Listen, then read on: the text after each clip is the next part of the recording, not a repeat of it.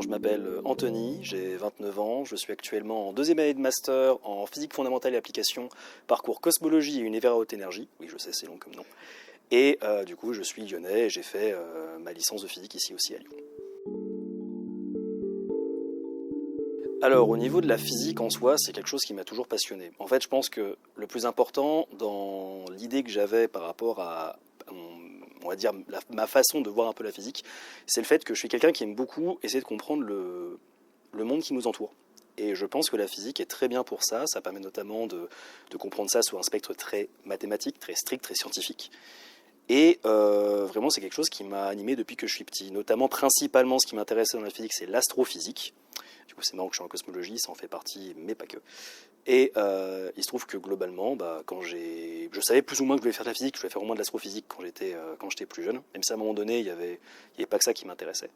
Et globalement, j'ai fait le cursus classique, école, collège, lycée, bac S, bac scientifique. Et puis après, je suis allé c'était encore Parcoursup à l'époque. Et du coup, j'ai cherché pour différentes formations. Et celle qui m'intéressait le plus, c'était la licence de physique, parce qu'elle menait directement à ensuite un master et potentiellement de la recherche en doctorat, ce qui m'intéressait. Voilà. Et à part la physique, il n'y avait rien du tout d'autre qui t'intéressait par hasard? Alors, quand j'étais vraiment petit, ça c'est mes parents qui m'en parlaient, c'est vraiment une fun fact, il se trouve que j'aimais bien la médecine, et j'arrive à me rappeler certains trucs. Je sais qu'à une époque j'avais, attention c'est un gros moment vie ma vie, globalement j'avais une sorte de truc encyclopédie Larousse, c'était sur CD, on pouvait chercher plein de trucs, et en fait il y a plein de trucs qui étaient sur tout ce qui était anatomie, etc., fonctionnement du corps humain, ce qui m'intéressait beaucoup. Mais disons que le côté scientifique s'est vachement coupé à partir du moment où je me suis dit, faut couper et ouvrir des gens. Ouais, non. Je pense que j'ai plutôt apprécié le fait de faire de la science, et au final, ça c'est vraiment quand j'étais tout petit, et plus tard, je suis vraiment passionné pour tout ce qui était l'espace, la lune, les étoiles, le ciel en général, et du coup, j'en suis venu là. Alors, la licence de physique. Bon, déjà, comme toutes les licences, c'est en 3 ans. Je pense que ce qui est le plus facile à faire serait de parler, entre guillemets, année par année, même si globalement, il y a différentes thématiques qui vont assez particulièrement revenir. Principalement, alors, si je vais de façon générale, niveau physique, c'est surtout les matières qui vont surtout revenir. Il y a notamment de la thermodynamique, donc tout ce qui va être étude des échanges, des transferts de chaleur, tout ce qui va être un peu énergie, etc. Il y a un côté très électromagnétisme, c'est surtout en L2, donc deuxième année, où c'est vraiment très important d'apprendre les équations de Maxwell, comment fonctionnent les ondes électromagnétiques, entre guillemets les ondes en général, parce que c'est les ondes quoi, et comment elles fonctionnent, comment elles interagissent avec la matière, etc. en partie. Il y a aussi tout ce qui va être principalement mécanique quantique. On va surtout voir ça en L3, mais il y a des petites bases qui sont faites en L2. Tout ce qui va être un peu la physique statistique. Oui, en effet, la physique et la statistique sont mélangées ensemble.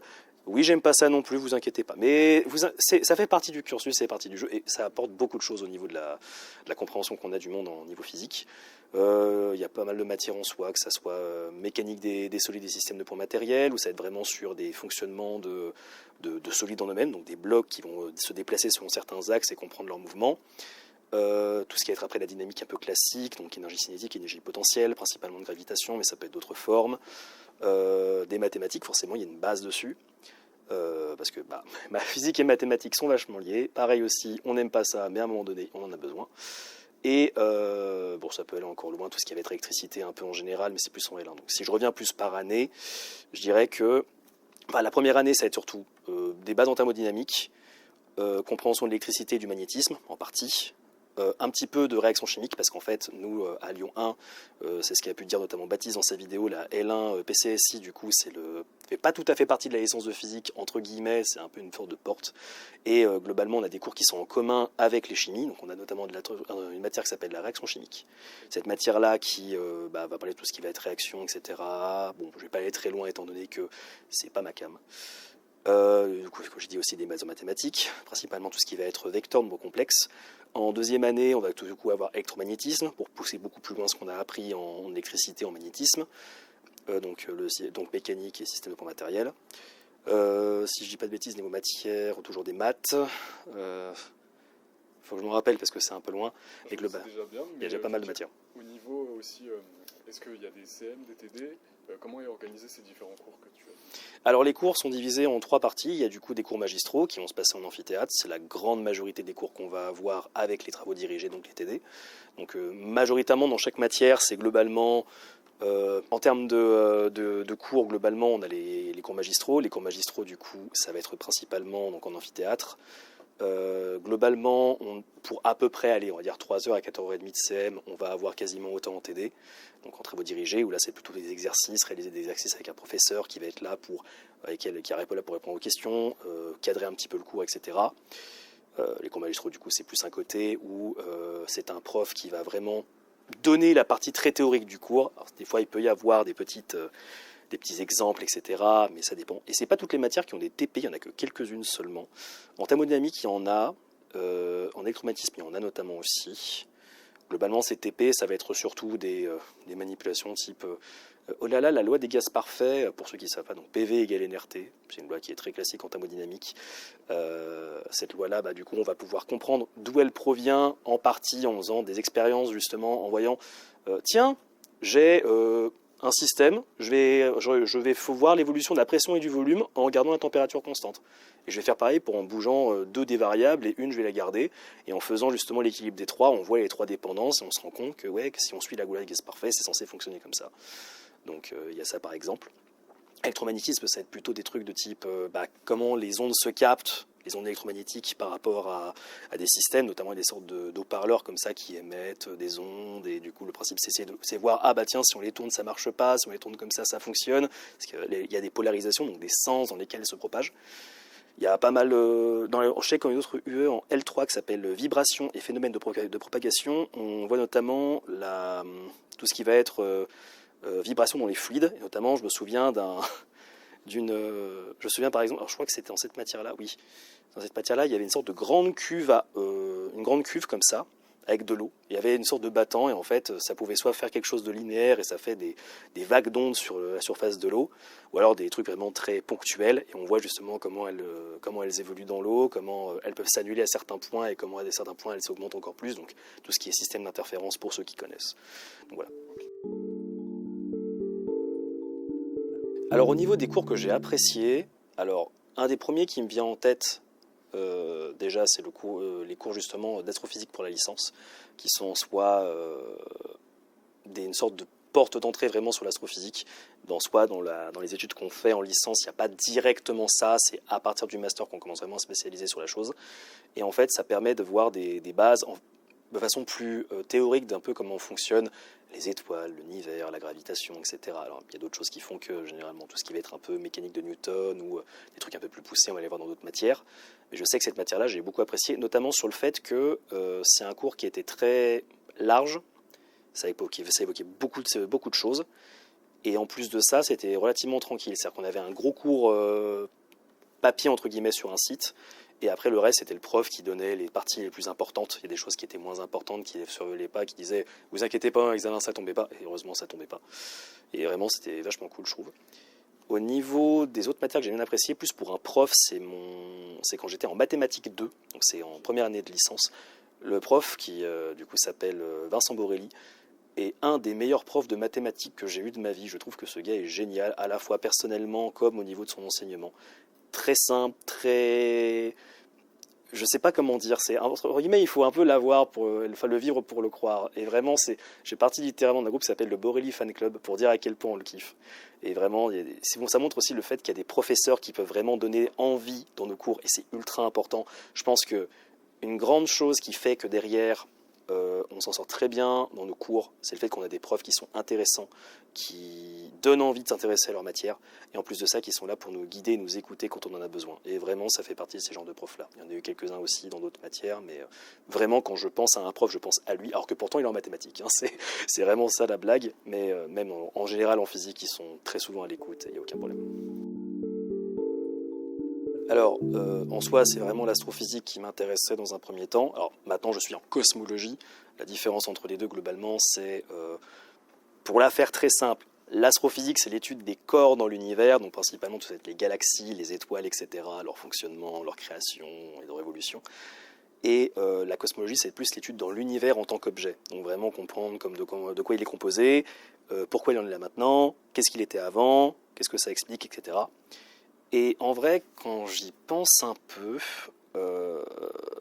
entre guillemets, la chose qui fait que je me suis beaucoup apprécié à ça, c'est déjà le fait que c'est quelque chose qui semblent à la fois tellement proches et tellement loin. Le fait de se dire, c'est littéralement au-dessus de nos têtes, toutes les nuits, on voit des étoiles, on voit la lune, on voit plein de choses, et on se dit, enfin moi je me dis personnellement, j'aimerais bien voir ce qui s'y passe. Parce que vu qu'on a l'habitude, entre guillemets, d'être sur une bonne vieille Terre, c'est bien de comprendre la Terre, et il y a beaucoup de choses à faire aussi sur la planète Terre, et bien heureusement, même en soi, on connaît mieux le ciel qu'on ne connaît le fond de nos océans. Voilà, s'il y a des gens qui sont passionnés pour tout ce qui est dans le fond des océans, foncez. Et vraiment, je pense que c'est vraiment ce fait de comprendre le monde qui nous entoure qui m'a vraiment donné envie de dire, toutes ces réflexions-là me donnent envie de dire, j'ai envie de comprendre un peu le monde qui nous entoure, et même si je pourrais très bien le faire de d'autres manières, bah, c'est vraiment, je pense, le fait de peut-être la grandeur, l'inconnu de l'espace qui m'intéresse extrêmement. Et je dirais que ça parle notamment à ce côté-là, ce fait de se dire j'ai envie de tout comprendre, j'ai envie pas de savoir tout non plus quand même à ce point, mais mieux comprendre notre monde pour essayer de mieux agir sur celui-ci, parce que notre monde est très complexe, on parle beaucoup de l'espace, etc., et beaucoup aussi au niveau physique, mais je pense que mieux on comprend le monde dans lequel on vit, mieux derrière on peut agir pour pouvoir vivre derrière nous-mêmes, et en plus vivre avec tout le monde, et peut-être arriver à être d'une certaine manière des meilleures versions de nous-mêmes.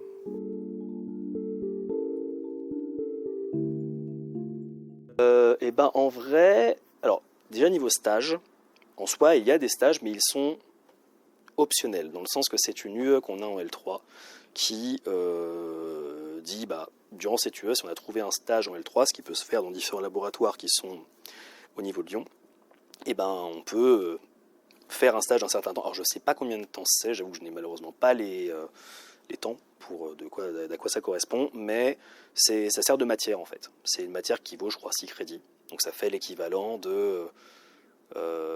c'est pas une... Alors c'est particulier parce que du coup c'est pas tout un semestre, donc je pense que c'est que quelques semaines. Mais l'idée c'est vraiment d'essayer d'avoir une première image entre guillemets d'un laboratoire, comment ça fonctionne, etc. Ce qu'on a aussi en première année de master, faut le savoir, en physique notamment, il y a ça. Mais on peut commencer à le faire un petit peu en L3 pour voir un peu comment c'est. Alors je ne connais pas de personnes qui en ont fait. Les seules personnes que je sais qui en ont fait, ce sont des chimistes, mais pas des physiciens, donc je ne pourrais pas développer plus. Voilà. Mais sinon, pardon, t'inquiète. Et sinon, pour tout ce qui va être des spécificités de cours, je vais pas dire qu'il y en a spécialement, enfin mis à part tout ce qui va être un peu les choses qu'on a à côté des cours, c'est-à-dire notamment ce qu'on appelle les unités transversales, unités d'enseignement transversales. L'idée globalement, ça va être tout ce qui va être cours d'anglais, un peu apprentissage en informatique. Je sais que maintenant ils font de l'apprentissage en Python. Qu'est-ce que j'aurais aimé avoir ça en master, vous imaginez même pas. J'ai appris ça en deuxième cette année-là. Donc voilà, il y a plein de choses annexes qu'on peut apprendre. C'est optionnel de faire des choix. Ouais, ça c'est optionnel. À ce que j'ai compris, je crois que c'est optionnel. Il faudrait surtout redemander ça à des personnes qui sont en première année ou en seconde année pour être sûr. Parce que moi, quand je les ai passés, j'ai eu des options comme ça, mais c'était obligatoire. C'est-à-dire que nous, on fait partie d'une fac à Lyon 1 qui est une fac qui avec sport obligatoire, dans le sens qu'on a une matière de sport chaque semestre, du premier semestre de L1 jusqu'au premier semestre de L3. Après, il n'y en a plus. Ce qui est intéressant à un certain point, mais derrière, c'est un peu dommage pour les personnes. C'est un peu dommage pour les personnes qui ont des problèmes, notamment au niveau physique. J'ai connu notamment quelqu'un qui avait des problèmes au niveau pulmonaire, et donc faire certaines activités, c'était déjà très compliqué. Il y a des stages qui permettent de compenser un petit peu ça, mais est-ce que ça serait pas intéressant de proposer des activités artistiques pour développer un petit peu un côté qui existe au niveau culture à Lyon 1, mais qui manque un peu? Je sais pas. Ça, c'est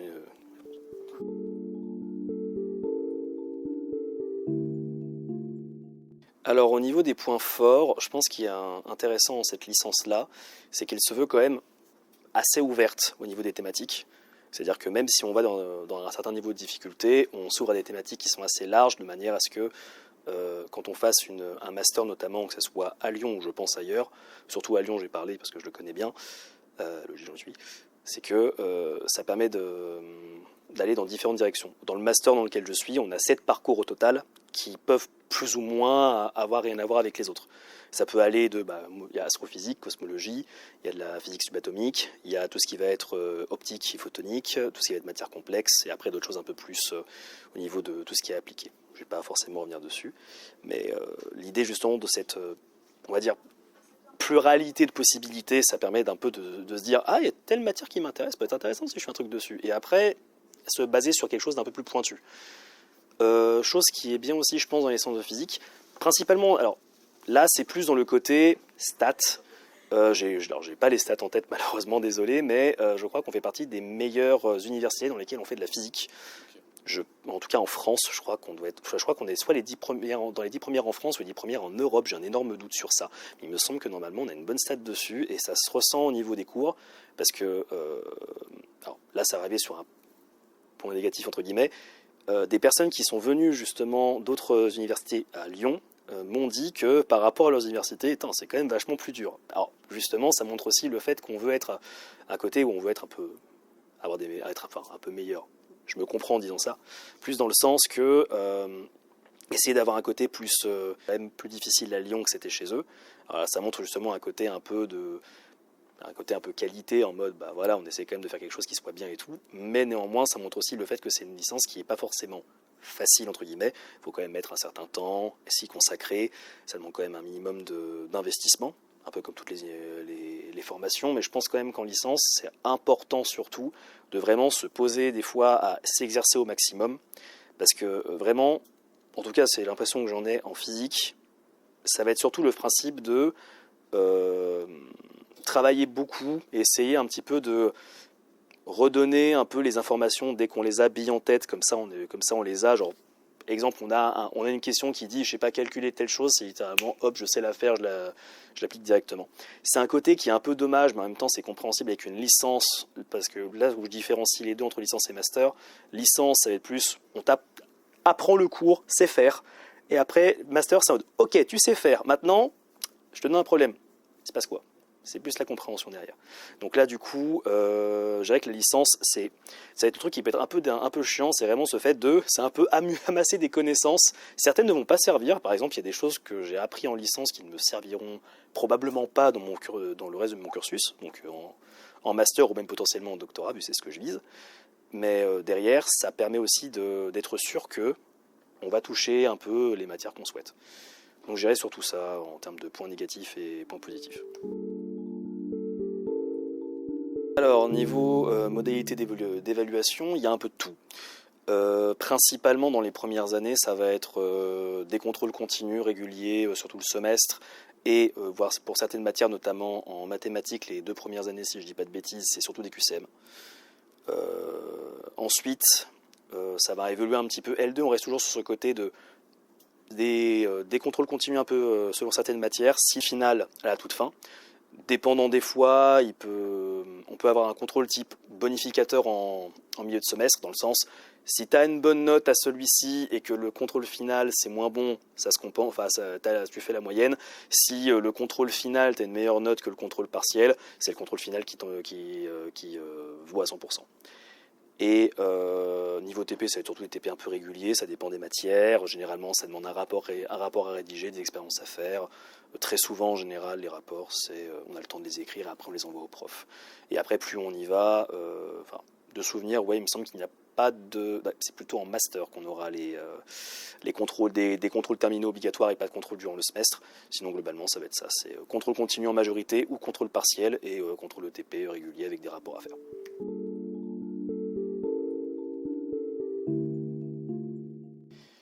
Alors, je vais répondre entre guillemets à cette question en 2 temps, pour la simple raison que, entre guillemets, j'ai fait 2 rentrées, je vais m'expliquer. Comme j'ai dit, j'ai 29 ans. 29 ans, c'est pas un âge normalement où on est encore en études, normalement on est censé avoir fini. Ça vient du fait que j'ai fait une grosse pause dans mes études avant de reprendre. Globalement, quand j'ai eu mon bac, j'avais à peine 17 ans. J'ai sauté une classe à l'époque. Et quand je suis arrivé à la fac, c'est simple, j'étais totalement perdu. Surtout que j'étais tout seul. C'est-à-dire que sur toutes les personnes que je connaissais au lycée, etc., il y avait personne que je connaissais. Notamment quand je suis arrivé, ça s'est amélioré avec le temps, mais on est vraiment dans des amphis, on ne sait pas où c'est, quel bâtiment c'est, etc. On est paumé totalement. Et après, à force de venir en cours, on commence à comprendre. Et en termes de méthode de travail, j'en ai pas particulièrement à ce niveau-là, à cette époque. C'était surtout, j'avais les cours, j'essayais de retravailler comme je peux quand j'étais chez moi, aussi être le plus souvent présent en cours après. Et ensuite, ça a un petit peu changé quand justement globalement j'ai fait 2 fois ma L1, j'ai arrêté et j'ai trouvé un travail dans lequel je suis encore aujourd'hui, mais j'ai fait une pause de 5 ans avant de reprendre mes études. Et le fait d'avoir fait cette pause de 5 ans, ça m'a permis aussi d'avoir une certaine réflexion différente un peu de comment ça fonctionnait et de ce que j'avais vraiment envie de faire. Ça a vraiment montré le fait que je veux vraiment faire de la physique, j'ai vraiment envie de faire ça. Et du coup, j'avais de la chance, du coup, je connaissais déjà un peu le campus, il n'y a pas grand-chose qui ont changé à quelque chose près, maintenant il est mieux indiqué, on sait beaucoup mieux où sont les cours, il y a tout ce qui est un peu agenda, etc., qui est bien aussi. Et le fait que j'ai essayé un peu de me discipliner, dans le sens, j'allais vraiment à tous les cours. Dès que j'arrivais en cours, ce que je faisais à l'époque, c'est que j'avais appris un ordinateur. Au départ, j'avais pas d'ordinateur, j'étais juste ça, écrire comme ça avec des notes, je galérais. Et en fait, avec le temps, j'ai réussi à développer un truc où ce que je faisais, j'avais mon ordinateur, au départ, c'était très compliqué, mais j'arrivais à plus ou moins prendre quelques petites notes et après, je réécrivais tout au propre. Et à force de faire, je commençais à arriver à, je vais pas dire faire de la dactylo en mode je faisais totalement à 100%, je réécrivais à 100% tout le cours, mais la plus grande partie du cours, j'arrivais à le faire avec les formules et tout. Et le fait justement de se refocus là, ça m'a permis de bien assimiler le cours. Le fait aussi des souvenirs que j'avais par rapport au cours sont revenus. Et le fait que régulièrement chez moi, ce que je faisais, c'est je reprenais les cours, je les relisais, je faisais des exercices à côté, régulièrement, en fonction de ce qui se passait. Si les profs nous conseillaient de faire quelques exercices, je les faisais. Sinon, je regardais un petit peu ce qu'il y avait, j'essayais d'avancer au maximum. Quand j'avais des questions, je posais des questions aux profs en mode bonjour, désolé de vous déranger, est-ce que machin. Je peux aussi les contacter par mail, ce qui est très bien. C'est une très bonne chose qu'on a, c'est qu'on a des mails étudiants et on peut contacter les professeurs quand on connaît leur mail. C'est pas très compliqué, ils les donnent généralement au début de chacune de leurs UE. Et dès qu'ils ont le temps, il suffit juste de poser une question, ils répondent. En général, ça passe plutôt bien. Eh ben, au niveau du campus, on va dire qu'il est bien sur certains aspects et pas bien sur d'autres aspects. Les aspects qui sont bien notamment, c'est par exemple la bibliothèque universitaire qui je trouve en soi est plutôt bien faite. C'est un bon endroit pour pouvoir réviser, il y a beaucoup de bouquins, on peut réserver sur Affluence qui du coup incite à la bibliothèque différentes salles si on le souhaite. On peut même réserver aussi, emprunter des bouquins et les rendre. Et l'avantage aussi c'est qu'il est totalement libre pour n'importe quelle personne, dans n'importe quelle université, elle peut justement venir un peu comme elle veut, ça c'est cool. En chose qui est bien aussi, c'est on va dire globalement la manière d'arriver justement sur la fac, donc entre guillemets le fait qu'il y a le tramway, il y a plein de nouvelles lignes de tramway qui vont bientôt ouvrir, le T6. On a déjà 2 lignes de tramway qui arrivent, il y a quelques bus qui passent. Au niveau des voitures, ça dépend à peu près, parce que moi je prends la voiture des fois pour venir, c'est un peu compliqué, mais ça dépend des jours. Sinon, ça va être aussi tout ce qui va être Vélove, il y a quelques stations de Vélove un peu partout sur la fac, en soi c'est relativement bien situé. Une chose qui est bien aussi globalement, c'est le fait que les bâtiments ont été rénovés entre guillemets il y a quelques années, donc il y a des bâtiments qui sont bien meilleurs, avec des salles bien meilleures que ce que j'ai pu connaître moi quand je suis arrivé en 2013. 2013 vraiment j'étais paumé, par contre c'est quelque chose qui était vraiment horrible, et là maintenant je trouve que c'est beaucoup plus facile de pouvoir se guider, aller d'un point à un autre, c'est ça qui est vachement bien. Dans les points négatifs, justement, ça continue encore un petit peu, c'est le fait, je pense, d'être un peu perdu. Et c'est le fait que, même si on essaie d'intégrer un petit peu les gens, c'est compliqué et que des fois on peut se retrouver, quand on connaît personne, il y a des gens qui, moi notamment à l'époque, j'étais assez timide, je suis encore un peu mais beaucoup moins, et maintenant pour aller voir des gens, discuter avec eux, c'est compliqué. Donc forcément créer du lien, c'est pas facile. C'est quelque chose qui manquait à une époque, qui des fois se voit encore un petit peu, je sais entre guillemets de sources sûres qu'il y a des gens qui sont encore un peu dans leur coin, posés. Alors, certains le font normalement, voilà, mais c'est un peu dommage. Dans les choses aussi qui peuvent être modifiées, je pense, je dirais que ça va être surtout, on va dire, le côté administratif peut être un peu agaçant des fois à Lyon 1, ça fait partie du jeu. Mais après, ils essaient toujours de faire en sorte que ça soit, qu'on les aide au maximum. Malheureusement, c'est compliqué, j'ai l'impression peut-être qu'ils mériteraient d'avoir plus de personnes. Et sinon, pour revenir sur une partie un peu plus positive, je trouve quand même les infrastructures sportives, en vrai, franchement, elles sont pas mal. En tout cas, de ce que je sais, elles sont pas mal, et je ne juge pas particulièrement, pour être honnête. Mais pour les quelques fois où j'y suis allé, franchement, faire du sport là-bas, c'est vraiment pas dérangeant, ça fait plaisir.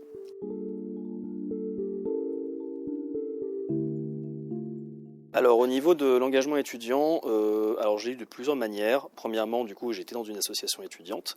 J'ai été à la Planck, c'est l'association des étudiants en sciences de Lyon 1. Ce qui est vachement intéressant avec cette association, c'est que ils essaient quand même de faire en sorte d'accueillir les gens, de les réunir ensemble, parce que justement c'est le côté que je trouvais un peu dommage, c'est que des fois les gens sont un peu perdus, un peu paumés, des fois de temps en temps ça vous arrive de voir des gens qui viennent dans le local notre asso, qui disent bonjour, je sais pas où c'est ça, on les indique, etc. Ils sont contents. L'avantage du coup aussi, c'est que ça permet du coup de rencontrer, comme je dis, rencontrer des gens à la fois pour les personnes qui savent pas trop, mais aussi dans l'association elle-même. Parce que moi j'ai été globalement pendant 3 ans, j'ai eu différents rôles là-bas, j'ai fait même partie du bureau à une époque, et vraiment c'était très plaisant. Ce qui m'a surtout animé, c'est principalement le fait de aider les étudiants. En fait, je suis quelqu'un qui aime beaucoup aider les gens de façon générale, qui aime bien donner du temps pour aider des potes quand ils en ont besoin, etc. Parce que je suis un peu comme ça. Et j'ai remarqué que ça me faisait plaisir aussi, ne serait-ce que de choses idiotes. Quelqu'un me pose une question sur un cours, lui expliquer. Moi, j'avoue, ça me donne le smile. Donc, je me suis dit, si je peux faire pareil, il se trouve-t-il que justement à la Planck, il y a un pôle, donc une partie de l'association qui est consacrée en partie à cette idée justement d'aider les étudiants au niveau de leurs cours au maximum. Donc c'est quelque chose qui est bien. Mais après, il y a plein d'autres choses. Hein. Les assos étudiantes, généralement, c'est aussi des événements pour s'amuser, se rencontrer, etc. Différents services. Nous, c'était notamment nous, on n'est plus partis, mais la Planck, c'est surtout des locations de blues. Il y avait des calculatrices à une époque, on n'en a plus, et tout ce qui va être snack, etc. Vraiment, il y a beaucoup de choses à faire dans l'associatif étudiant. Je pense que c'est très intéressant et je pense que ça peut, à la fois déjà, ça peut être très bien personnellement d'en faire. Moi, personnellement, j'ai beaucoup apprécié le fait justement de me rendre compte un peu de tout ce monde-là, le fait d'aider les autres, le fait justement de se rendre compte aussi qu'on peut vraiment avoir une importance parce en étant en associatif étudiant, on a un impact directement sur l'université, dans certains conseils, etc. Et c'est aussi important au niveau des études parce qu'il faut savoir qu'à Lyon 1, c'est pas tout le monde qui le sait, il y a une UE qui s'appelle valoriser son engagement étudiant et c'est n'importe quel engagement en soi, ça peut mettre aller au sapeur-pompier volontaire, ça marche aussi. Mais par exemple, si on a une trace on a été dans une association étudiante, on peut participer à cette UE, je crois qu'il y a un petit truc à expliquer, etc. Et ça peut ajouter des points sur la moyenne. Donc ça a une certaine plus-value.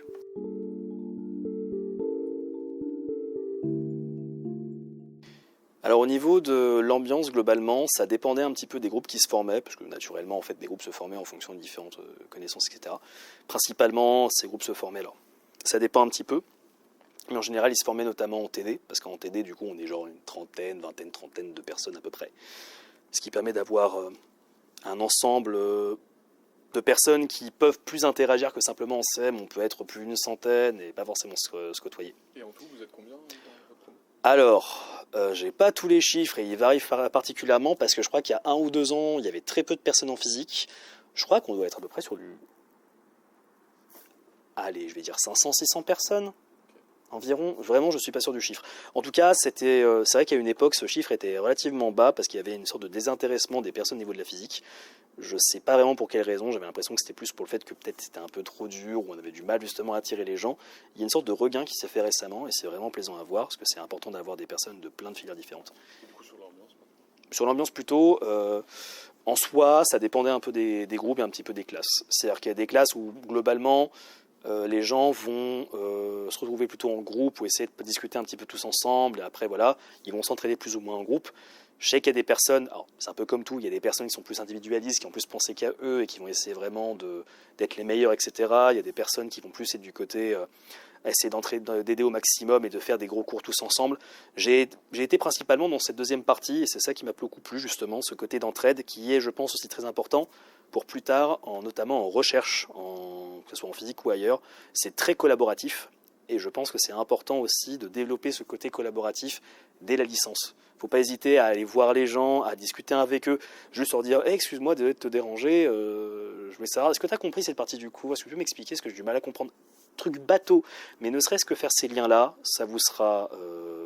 là je parle vraiment aux personnes qui sont intéressées à la licence de physique et qui veulent rejoindre, ça vous sera totalement bénéfique parce que derrière aussi, il y a ce côté de collaboration, notamment dans le travail des scientifiques, où chacun fait un petit peu son petit travail et essaye de réunir toutes les informations pour qu'après, tout le monde un peu monte en termes de compétences et d'idées et puisse après arriver à faire un travail tous ensemble global. Donc je pense que c'est intéressant le travail essayez vraiment de travailler ensemble, c'est vraiment quelque chose de bien.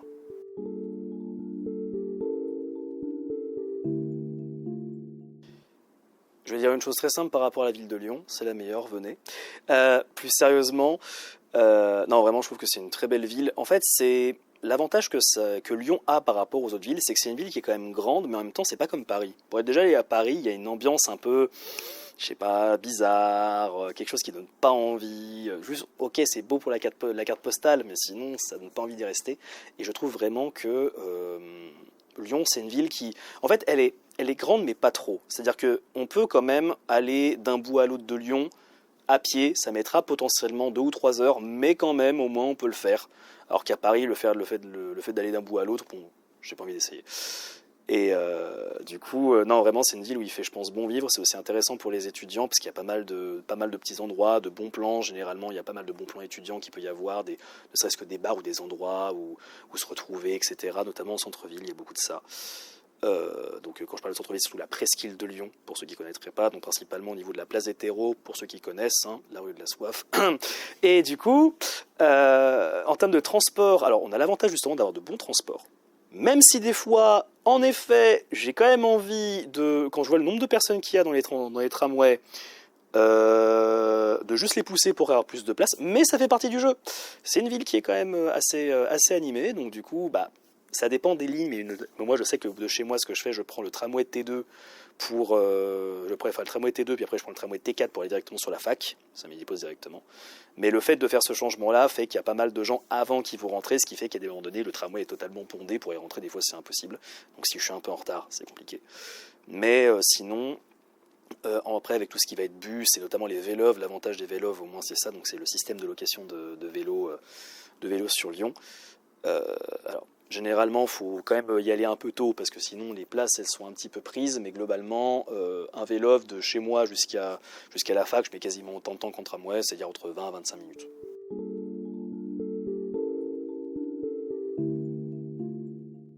S'il y a véritablement une chose que je devrais dire pour vraiment conseiller n'importe quelle personne qui voudrait se lancer dans cette licence-là, c'est vraiment travailler, n'hésitez pas à poser des questions, rencontrer des gens.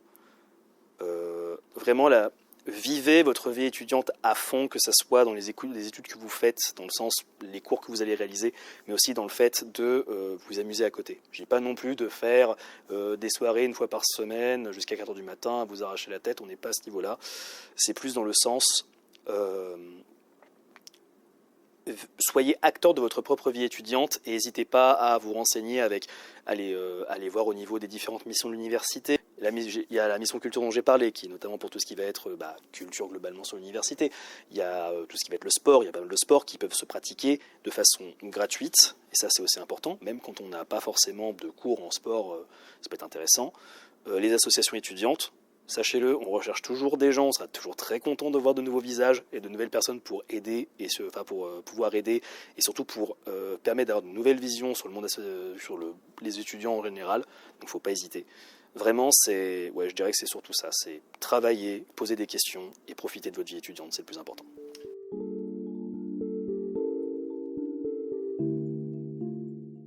Alors du coup, la licence physique en 3 mots, alors le troisième mot c'est 2, mais on va se comprendre. Je dirais rigueur, curiosité et ouverture d'esprit.